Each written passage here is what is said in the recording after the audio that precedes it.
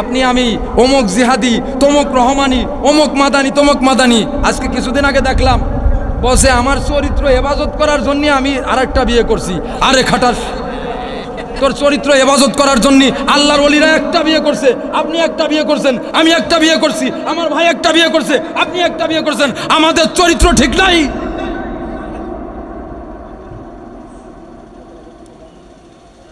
আপনাকে আমাকে বুঝতে হবে কোন পরিস্থিতিতে আল্লাহ নবী বিবাহ করছেন, বুঝতে হবে। দিন প্রচারের স্বার্থে আল্লাহ নবী বিবাহ করছেন। আর চরিত্র ঠিক রাখার জন্য মুমিনের চরিত্র কি এমন? আল্লাহ বলছেন কুল্লিল মুমিনিনা ইয়াগুদ্দু মিন আবসারিহিম ওয়া ইয়াহফাযু ফুরুজাহুম যালিকা আযকা লাহুম ইন্নাল্লাহা খাবীরুম বিমা ইয়াসনাউন। আল্লাহু আকবার। হে মুমিন পুরুষরা, তোমরা তোমাদের দৃষ্টি শক্তিকে নিম্নগামী করবা। নিজের বইয়ের দিকে তাকাও, খবরদার অন্যের বইয়ের দিকে তাকাবা না। আল্লাহ শিখাইছেন আপনি যদি মুমিন হয়ে থাকেন আপনার কিসের চরিত্র? যেখানে মুমিনদেরকে 1 মাস না খেয়ে থাকা ফরজ, রোজা রাখা ফরজ। সুতরাং এই রোজা বলতে শুধু কি মুখের আহারের বুঝাইছে? এই রোজা বলতে বুঝাইছে শারীরিক আমাদের 1 মাস ট্রেনিং দিয়ে দেছে। আল্লাহ তো বলেই দেছে যে কাদের বিবাহ করা যাবে। আল্লাহ পাক রব্বুল আলামিন বললেন ফানকিহু মা তাবা লাকুম মিনান নিসা মাসনা ওয়া সুলাসা ওয়া রুবা ফাইন খিফতুম আল্লা তা'বুদু ফাওয়াহিদা। আল্লাহু আকবার। ফানকিহু, নিকাহ করো, মা তাবা লাকুম মিনান নিসা, মেয়েদের মধ্যে যাকে তোমার পছন্দ হয়। মাসনা, 2টা দিয়ে শুরু করছে, প্রথমটা তো আছেই, ওয়াহিদ বলে নাই। মাসনা 2টা, ওয়া সুলাসা এবং 3টা, ওয়া রুবাহা এবং 4টা। ফাইন খিফতুম আল্লা তা'বুদু ফাওয়াহিদা, যদি ফিতনার আশঙ্কা থাকে তাহলে অবশ্যই একটাতেই সন্তুষ্ট হয়ে যাও। এই দেখেন সৌদি আরবের শায়েখরা তারাও পর্যন্ত বর্তমান সময়ে দ্বিতীয় বিবাহ করতে ভয় পায়। কেন ভয় পায় জানেন? আল্লাহ পাক রব্বুল আলামিন এখানে কিন্তু ইনসাফের কথা বলছেন। সাময়িক কিছু কথা না বললে, জাতিকে কিছু না বুঝাইলে, খালি যদি কোরআন তেলাওয়াত করে চলে যাই, গজল দিয়ে চলে যাই, যদি 2-1টা কথা না বলি, আমি কিন্তু আলোচনা করব না। কিন্তু আপনাদের জন্য আপনারাই কিন্তু টাইম বাড়ায় দিচ্ছেন আমাকে। কিছু কথা আপনাদের জানা উচিত, কাকে কাকে বিবাহ করতে পারবেন। আর 2টা 3টা 4টা কথা বলছেন আল্লাহ কোন প্রেক্ষিতে? আপনার স্ত্রী, তার স্ত্রী হচ্ছে অন্তঃসত্ত্বা আছে, প্রেগনেন্ট, অসুস্থ, এই অবস্থায় এক সাহাবী শামাইলে তিরমিজি শরীফের হাদিস, আমরা ইফতা যখনই করছি তখন দেখছি, এটা আমাদেরকে পড়াইছে আমাদের হুজুররা যারা আছে উস্তাদ। তখন বিশেষ করে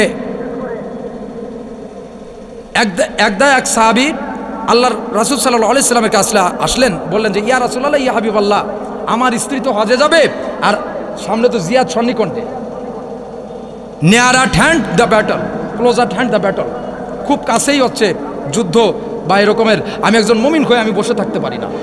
এমত একটা অবস্থায় কি হলো, তখন বললেন যে তুমি সমস্ত কিছু আগে তুমি জিহাদে যাওয়া বাদ দিয়ে কান খাড়া করেন প্লিজ, শেষ করে দেবো, আজান দিয়ে চলে যাবো। কোনো সমস্যা? ও আচ্ছা, তাহলে কি বললেন? তুমি তোমার স্ত্রীকে কি করো? তুমি তোমার স্ত্রীর খেদমত করো, অর্থাৎ স্ত্রীর আনুগত্য করো। কার আনুগত্য করার কথা বলছে? তোমার স্ত্রীর সঙ্গী হয়ে যাও, মানে স্ত্রীর খেদমত করো।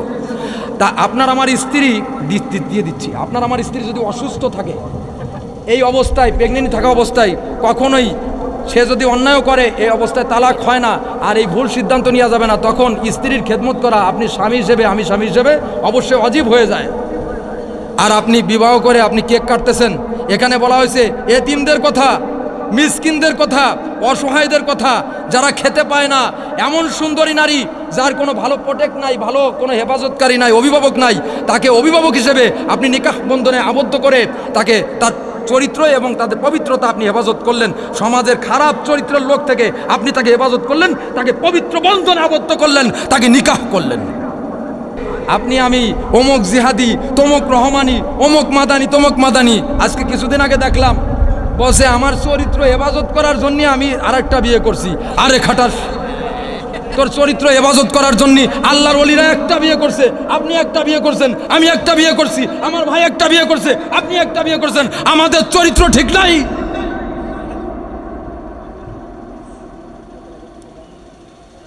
আপনাকে আমাকে বুঝতে হবে কোন পরিস্থিতিতে আল্লাহ নবী বিবাহ করছেন।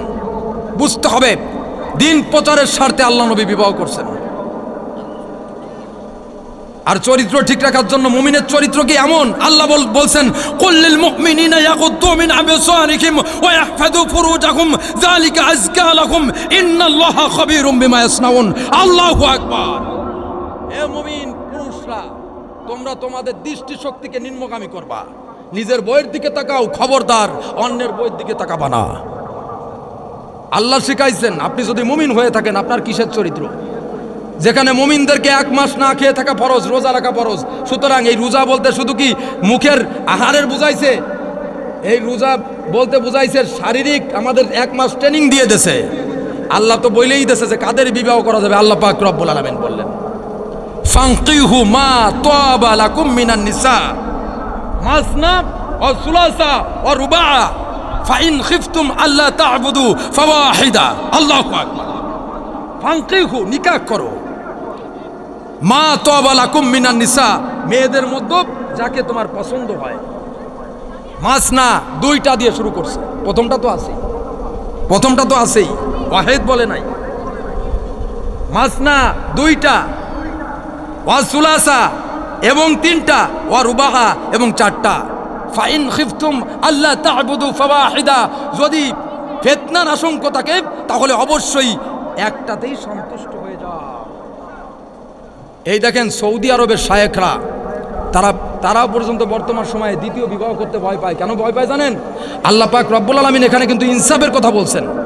সাময়িক কিছু কথা না বললে, জাতিকে কিছু না বুঝাইলে, খালি যদি কোরআন তেলাওয়াত করে চলে যাই, গজল দিয়ে চলে যাই, যদি 2-1টা কথা না বলি, আমি কিন্তু আলোচনা করব না। কিন্তু আপনাদের জন্য আপনারাই কিন্তু টাইম বাড়াই দিচ্ছেন আমাকে। কিছু কথা আপনাদের জানা উচিত, কাকে কাকে বিবাহ করতে পারবেন। আর 2টা 3টা 4টা কথা বলছেন আল্লাহ কোন প্রেক্ষিতে?